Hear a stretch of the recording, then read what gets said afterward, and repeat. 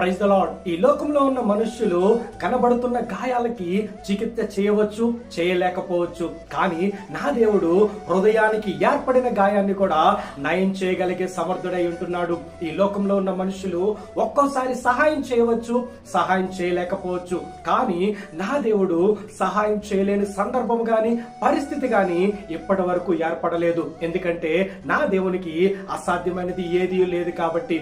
ఆనాడు అన్నా కూడా అనేకమైన నిందలు, అనేకమైన అవమానాల మధ్య నలిగిపోతున్న సమయంలో తన్ని ఎంతగా ఇబ్బంది పెడుతున్న పెనిన్నాతో గొడవ పడకుండా మౌనంగా ఓర్చుకుంది, దేవుని మీదే ఆధారపడింది, దేవునికే తన మొరను పెట్టుకున్నది. తద్వారా దేవుడు గాయపడిన ఆమె యొక్క హృదయాన్ని నయం చేసి ఒక కుమారుని బహుమతిగా అనుగ్రహించాడు. నేడు నీవు కూడా గాయపడిన హృదయంతో నలిగిపోతున్నావా? నా యేసయ్య నిన్ను కూడా స్వస్థపరిచే సమర్థుడై ఉంటున్నాడు. ఆయన నిన్ను ముందు నడిపించును గాక.